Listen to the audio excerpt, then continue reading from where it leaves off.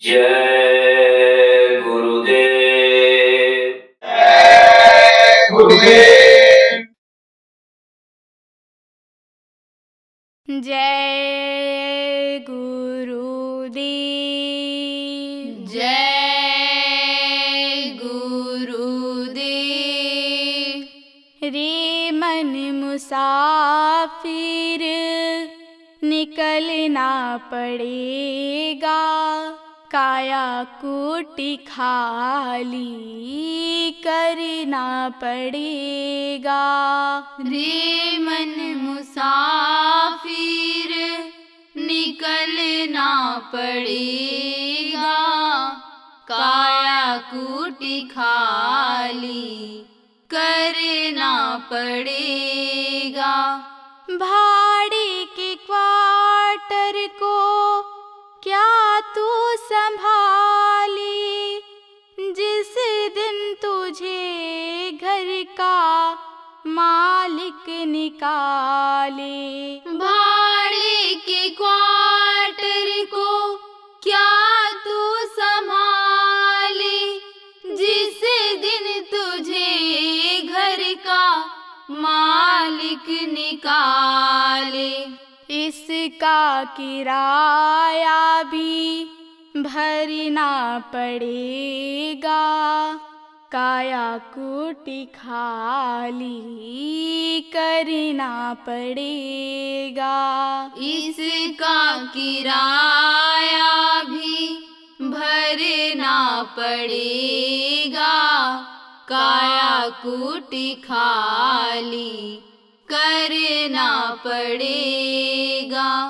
आएगी नोटिस जमानत न होगी, पल्ले अगर कुछ अमानत न होगी। आएगी नोटिस जमानत न होगी, पल्ले अगर कुछ अमानत न होगी।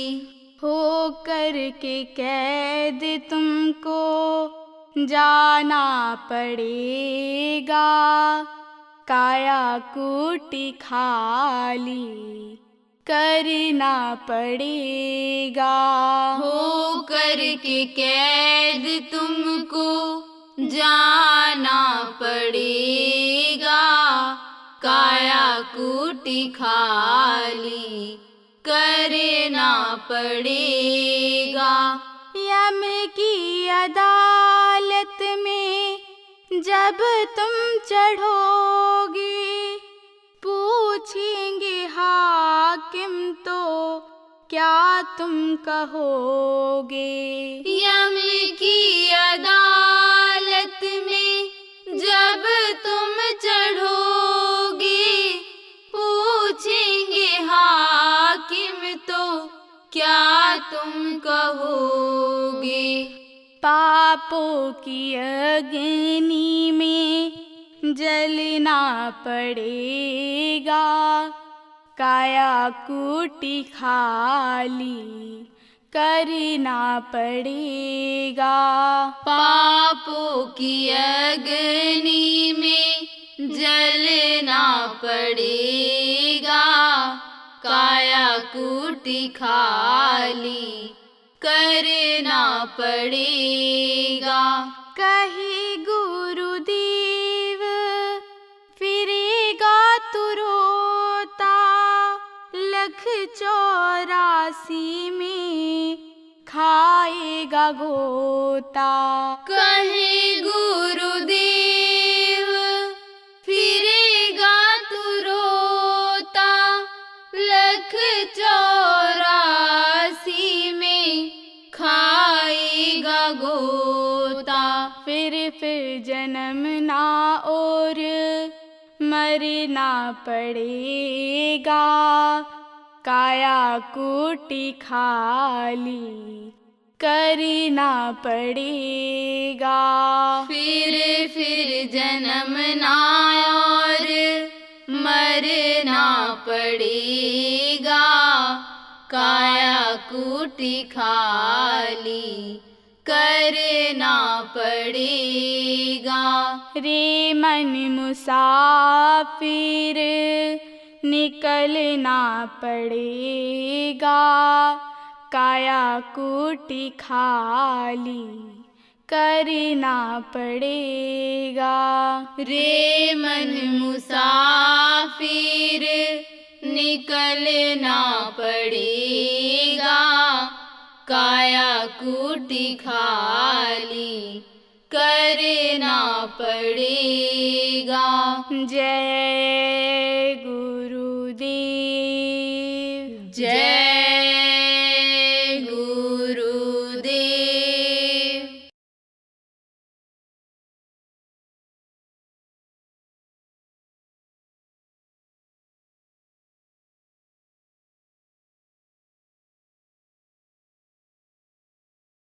यहाँ की कोई चीज, कोई संपत्ति, कोई ये चीज जिसको आप अपना कहते हो, ये आपका अपना नहीं है। तो ये सब किसकी व्यवस्था है? ये सब व्यवस्था है काल भगवान की। आप ये समझो, जिसको त्रिलोकीनाथ लोगों ने कहा, जिसको सृजनहार कहा, वहाँ तक पहुँचे तो उन्हीं को सब कुछ मान लिया। वैसे तो वहाँ तक पहुँचे ही नहीं, क्योंकि वेद बनाने वालों ने भी, वेद लिखने वालों ने भी आगे की जानकारी नहीं कर पाई।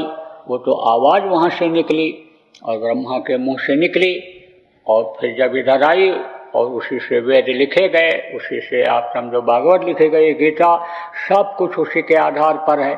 तो उसमें वर्णन ही नहीं है, तो आगे की जानकारी सिवाय संतों के और किसी को हो नहीं पाई। तो संत तो ये बाद में आया, इसका भी पूरा खूब प्रचार भी नहीं हुआ।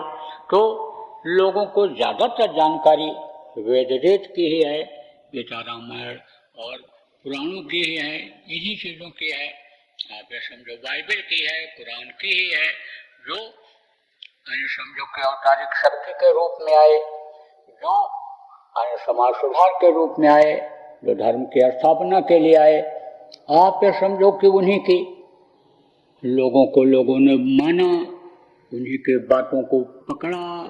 अगर समझे तो, नहीं समझ पाए तो उसको भी नहीं माने। पूजा किसका किया? जो मनुष्य शरीर में आए उन्हीं को देवता मान लिया, उन्हीं को भगवान मान लिया, उन्हीं की मूर्तियां बनाए, उन्हीं का कैलेंडर छापे, उन्हीं का समय जो पाठ अदा किया, नाटक नौटंकी में, रासलीला में, उन्हीं को सब कुछ मान लिया। भगवान को तो देखा ही नहीं, परमात्मा जिसको कहते हो उसको तो देखा ही नहीं किसी ने। देखा किसको? जिन्होंने परमात्मा के बारे में बताया, परमात्मा की महिमा को बताया, जहाँ तक जिसकी जानकारी थी, पूजा उन्हीं के आज देखो लोग कर रहे हैं। तो जानकारी नहीं हो पाई। अब जानकारी कब हुई? जब संतों का आगमन इस धरती पर हुआ और उन्होंने देखा, उनके बारे में बताया, कि ये आपको सब कुछ दे सकते हैं, फायदा ये इतना करा सकते हैं। अलग अलग धनियों के बारे में बताया, अपने पिता के बारे में बताया, सत्पुरुष के बारे में बताया, तो लोगों को जानकारी हुई। तो आप ये समझो कि ये कौन है? ये विष्णु की ये पत्नी है, समझो माया। वो भी माया। जितनी भी औरतें या देवियां हैं, वो सब के अंदर माया का अंश है। और जितने भी पुरुष हैं वो समझो कि काल के हैं, जीव हैं। आप ये समझो कि काल के नीचे, सहस्रदल कमल के नीचे जितनी भी उत्पत्ति हुई है, सब में इनका ही अंश है। जीवात्मा तो प्रमुख है, लेकिन उसके समझ लो कि जिस शरीर में यह है, उस पर सबका अधिकार काल का है। जैसे आपका यह स्थूल शरीर, मनुष्य शरीर को स्थूल शरीर कहा गया। ये स्थूल शरीर, इसके अंदर लिंग शरीर, उसमें भी हैं देवता हैं। और फिर आप समझो कि लिंग शरीर के बाद में आप समझो सूक्ष्म शरीर, उसमें भी हैं, कारण शरीर में हैं। ये सब देवता ही कहे गए। उन शरीरों में ये लोक हैं, जैसे ये मृत्यु लोक है, ऐसे उनके लोक हैं। तो उसमें जितने भी हैं वो सब देवता लोगों ने कहा। मनुष्य को लोग देवता कहने लगते हैं कि जिनके अंदर मनुष्य अच्छे गुण होते हैं, साधारण मनुष्य अच्छे गुण होते हैं, उनको लोग देवता कहने लगते हैं, भगवान कहने लगते हैं। तो ऐसे ही उनके अंदर कुछ न कुछ गुण हैं, अच्छाइयाँ हैं। तो आप ये समझो कि इनके ये लोग हैं, तो सबके अंदर यानी समझो कि उनका अंश है। तो ये जो लक्ष्मी है ये विष्णु की ये पत्नी है, ये उनके माताहत हैं। अब माया अपना ये सृष्टि जो रचना किया है वो अपना काम कराती है और काल अपना वो कराते हैं। तो माया का अंश लक्ष्मी है और लक्ष्मी को क्या करना है, लक्ष्मी को लोगों को धन दे करके और उसमें इनको फंसाए रखना है, उसी में मन उनका लगाए रहना है, भजन भाव भक्ति की तरफ यानी इनका दिमाग न जाए तो वो उसमें बढ़ोतरी करती जाती हैं। तो कहा गया मोहन नारी नारी का रूपा और पन्नगारिया चरितनूपा। माया और भक्ति ये दोनों इकट्ठा नहीं रहती हैं, जो स्वतंत्र हैं। तो जब माया बढ़ जाती है तो भक्ति करने का मौका ही नहीं लगता है। लालच इस कदर बढ़ जाती है कि 1 का 2, 2 का 10, 10 का 100, 100 का 1000, 1000 का लाख, करोड़, अरब खरब की तरफ ये मन दौड़ने लगता है। तो वो उसमें फंसाए रखना चाहती हैं। तो वो उनकी धार कहाँ पड़ती है, उनकी धार इन्हीं पर पड़ती है। किस पर, ये जो चारों देवता हैं इन पर पड़ती है। यानी देवते कह लो आप, यमराज को तो समझो कि न देवता कहा जा सकता है, न राक्षस कहा जा सकता है, और न दुष्ट कहा जा सकता है, और न उनको सज्जन ही कहा जा सकता है। वो तो समझ लो कि बीच के। और बाकी ये जो दोनों हैं, कुबेर हैं और इंद्र हैं, इनको देवता कहा गया। तो वो कुबेर के ऊपर मेहरबान हो जाती हैं, रिद्धि सिद्धि को के ऊपर वो मेहरबान हो जाती हैं। अब वो जहाँ पर बैठी हैं, नीले रंग का कमल है, शेडल का कमल है, कमल का फूल है, सब उसी बैठे हुए हैं। कमल पत्ती वाले फूलों पर ही ये बैठे हुए हैं।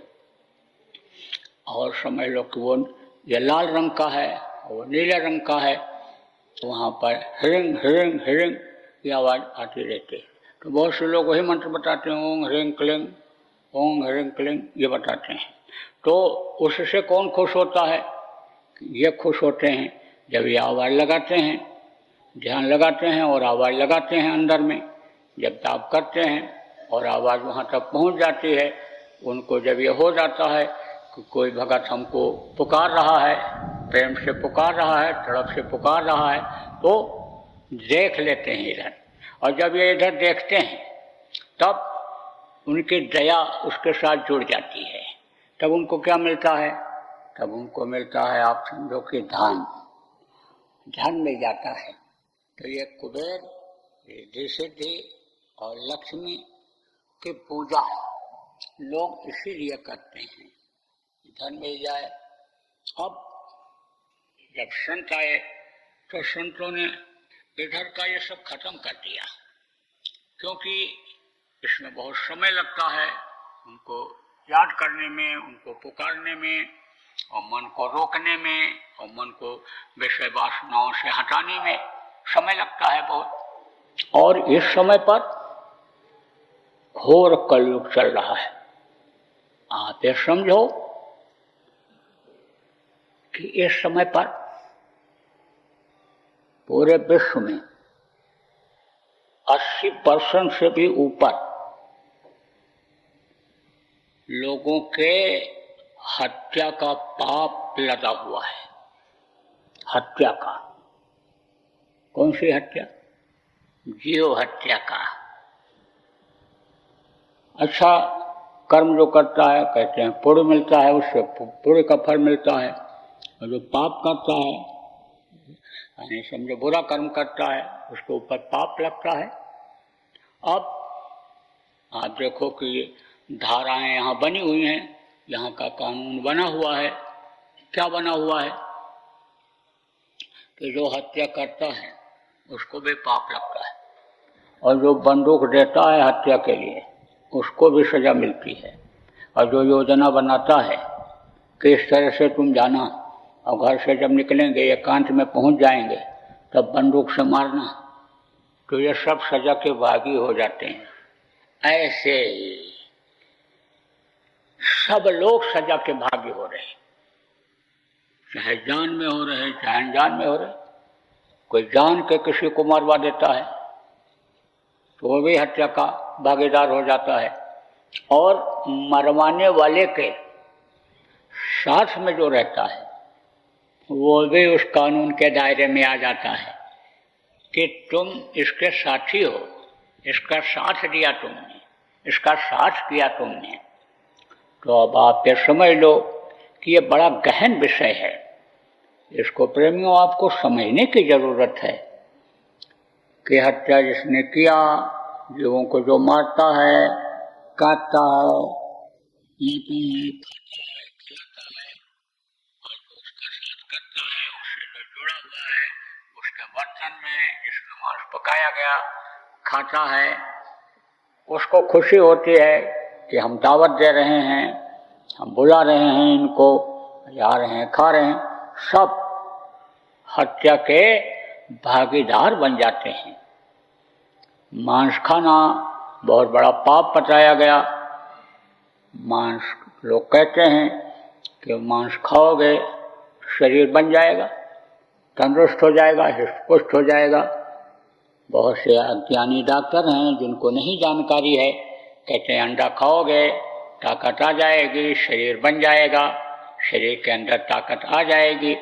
अब शरीर तो सूखी रोटी से भी चल सकता है, इसमें भी ताकत रहती है, लेकिन जो शरीर सूखी रोटी से, सादा खाना खाने से, शाकाहारी खाने से चलता रहता है, उससे जब ज़्यादा ताकत उसमें आ जाती है तब मन किधर ले जाता है?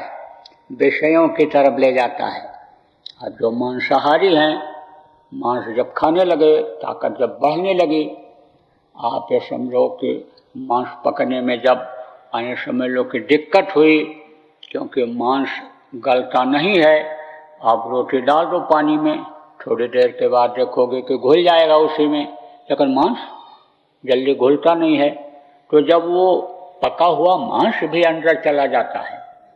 आप देखो कुछ सब्जियां ऐसी होती हैं कि जो पानी में और जो उसमें पकाते हैं जिस चीज़ में, उसमें मिल नहीं पाती हैं, उनके टुकड़े अलग ही रहते हैं। जैसे चिकनी चीज़ें जो होती हैं उसकी चिकनाहट ख़त्म नहीं होती है, उसमें मिल नहीं पाता है। तो पेट में जब वो चला जाता है तो अंदर घुलने में दिक्कत होती है। आप ये समझो जल्दी पचता नहीं है। तो शराब किस चीज़ से बनाते हैं? अल्कोहल से बनाते हैं। उसमें ऐसी चीज़ रहती है कि जो पेट में पड़ी हुई चीज़ को जल्दी से घुला देती है। मतलब शराब पीने लगे मांस को गलाने के लिए, मांस को शरीर के अंदर पचाने के लिए।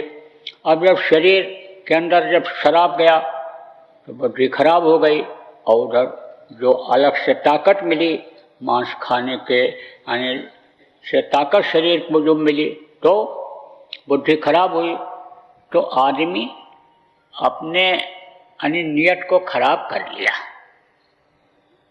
दूसरे की औरतों की तरफ नज़र चली गई, बाजार के औरतों की तरफ चला गया, और वहाँ पर अपने जो कीमती और जो शुद्ध सात्विक यानी शुक्राणु थे उनको उधर फैला दिया, उधर फेंक दिया। इधर मांसाहारी यानी समझो अपने शुक्राणु को यानी जब दिया उसको, अपनी औरत को, और उससे बच्चा बना, तो वो जो शुक्राणु हैं वो सारे के सारे बच्चे के शरीर में उसी तरह से फैल गए जो उस तरह के थे। आप ये समझो कि जो ऐसा भाव रखते हैं कि एक कोई अच्छा संतान पैदा हो जाए, ध्रुव जैसा पैदा हो जाए, भरत जैसा पैदा हो जाए, यानी प्रहलाद जैसा पैदा हो जाए, राम जैसा पैदा हो जाए, रहीम जैसा पैदा हो जाए, मोहम्मद जैसा पैदा हो जाए, कृष्ण जैसा पैदा हो जाए, भगत सिंह, चंद्रशेखर, अशफाकुल्ला खान जो देशभक्त थे, महात्मा गांधी जैसा पैदा हो जाए। जो इसके भाव जिस तरह से रहते हैं उसी तरह के बच्चे पैदा होते हैं। और जो काम वासना बस अन्य समझो कि बच्चा पैदा करते हैं, आप समझो उनके बच्चे उसी तरह से यानी व्यभिचारी प्रवृत्ति के यानी पैदा होते हैं। तो मनुष्य जो है वो पशुओं से भी आने समझ लो कि बदतर जिसको कहते हैं वो हो गया, आने समझ लो कि पशुओं से भी एक तरह से नीच प्रकृति में चला गया। तो अब आप ये समझो कि ऐसे समय में ये चीज़ें आध्यात्म और धर्म कर्म लोगों के समझ में क्या आ सकता है। वो तो बस वही पसंद करेंगे कि बस भगवान का नाम ले लो और पूजा पाठ जैसे लोग करते हैं ऐसे कर लो। अब घर में तो बहुत से लोग देखो बैठेंगे भी नहीं आज, समझो वही जो घर के दो एक लोग हैं धार्मिक प्रवृत्ति के, तो उस घर को चला रहे हैं, जिनके पुण्य प्रताप से घर चल रहा है, जिनके समझो कि शक्ति से अंदर की पावर से विल पावर से घर चल रहा है, वही लोग ये भी करते हैं। तो अब ऐसे अगर देखा जाए तो बहुत ही वातावरण खराब हो रहा है। अब ऐसे समय में अगर लोगों का खान पान नहीं सुधरा, चाल चलन अगर सुधरा, तो न तो देवता को समझ सकते हैं न भगवान को समझ सकते हैं। और ये इस धरती पर भार रूप में जैसे पशु और ये पक्षी चलते हैं और खा पी करके मर जाते चले जाते हैं, भार के रूप में होते हैं, तो आप ये समझो किसी तरह से रह जाएंगे। तो आप ये समझो कि परमात्मा की दया से ये मनुष्य शरीर मिला, और परमात्मा ने जब ये देखा कि भाई हमारे अंश हमारे जीव इनको हमने भेजा, सत्पुरुष ने जब ये देखा तब उन्होंने समझो कि भेजा, किसको भेजा? संतों को भेजा। आप ये समझो कि आवाज़ तो उनकी आपको बुलाने की बराबर आ रही है। किसकी?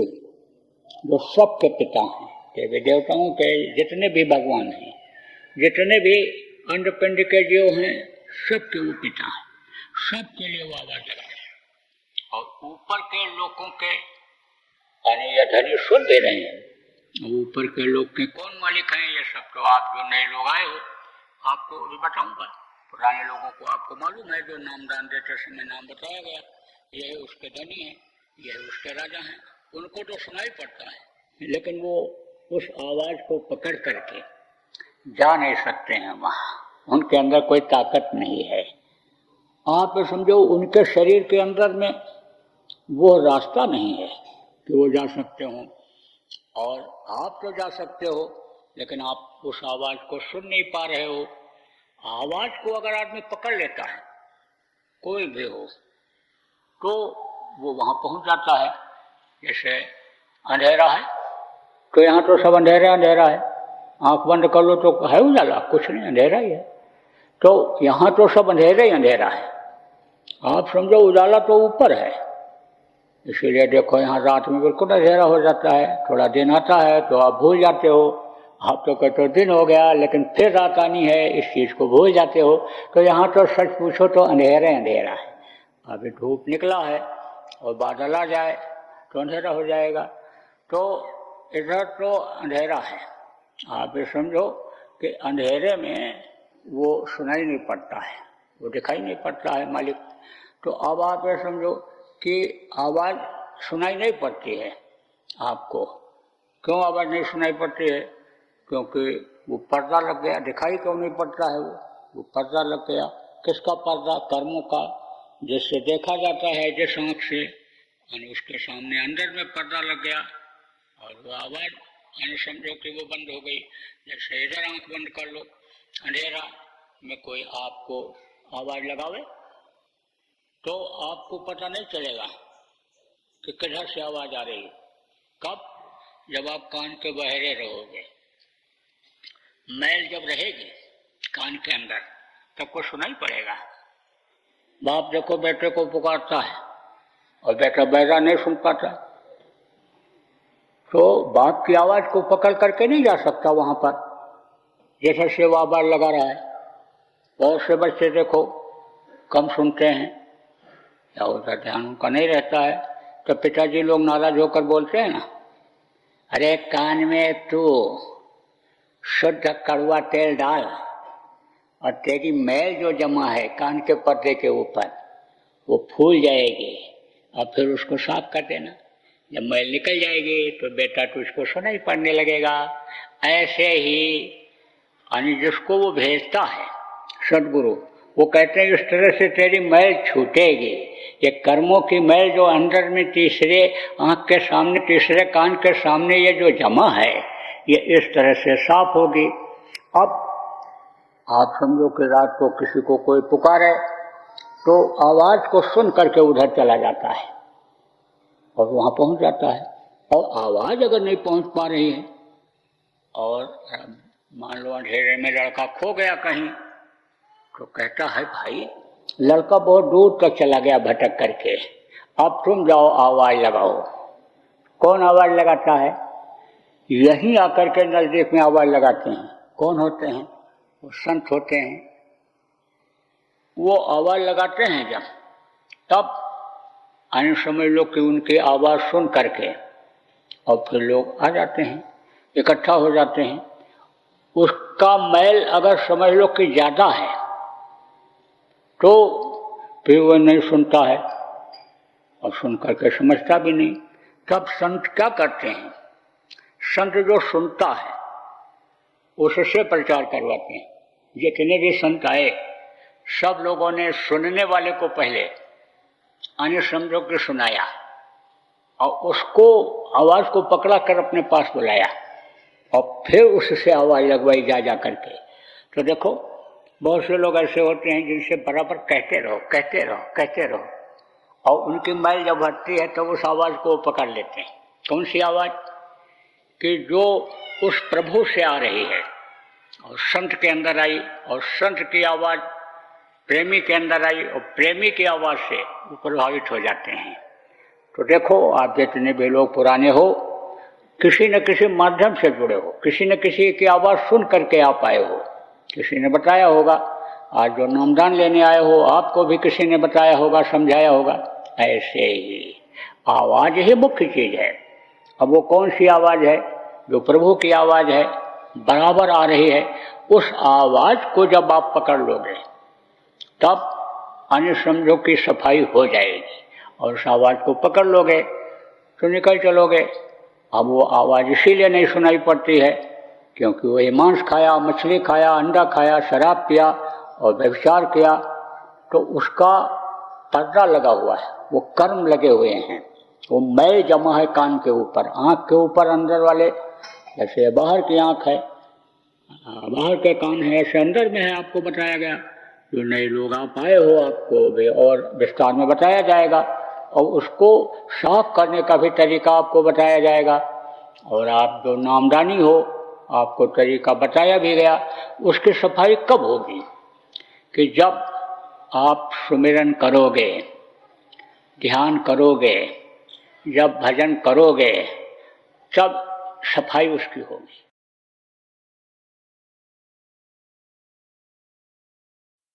आपको कल बताया था कि संयम और नियम का पालन करना, नहीं तो बीमारियां आपके ऊपर असर कर जाएंगी। तो बीमारियां तो आएंगी, सर्दी, जुकाम, बुखार, जिसको आप साधारण कहते हो, यही बड़ा रूप ले लेगा, विकराल रूप ले लेगा। हल्का बुखार भारी हो जाएगा, जानलेवा हो जाएगा। जुकाम यही जब जकड़ जाएगा, सांस लेना मुश्किल हो जाएगा, तब कल्या सूझ जाएगा, अंदर कुछ जा नहीं सकता है, आपके सांस लेने में दिक्कत हो जाएगी। इसलिए संयम और नियम का पालन करना, ठंडी गर्मी और ये चीज़ें जो यानी जितना ही बर्दाश्त करने के लायक शरीर है उतना ही आप बर्दाश्त करना, बाकी बचे रहना, तो बीमारियां भी आएंगी। जय गुरुदेव। सरकारी व गैर सरकारी अनुदान के लिए बिना सत्संगियों के सहयोग द्वारा जनहित के कार्यों में लगी हुई बाबा जय गुरुदेव धर्म विकास संस्था का मुख्यालय पिंगलेश्वर रेलवे स्टेशन के सामने मक्सी रोड, उज्जैन, मध्य प्रदेश में है। यहाँ पर सत्संग व नामदान का कार्यक्रम होता रहता है, अतः आप श्रोताओं से अनुरोध है कि बाबा उमाकांत जी महाराज के आश्रम उज्जैन एक बार परिवार सहित जरूर पधारिएगा। आपके सुझाव के लिए व्हाट्सएप नंबर 9575600700। जय गुरुदेव।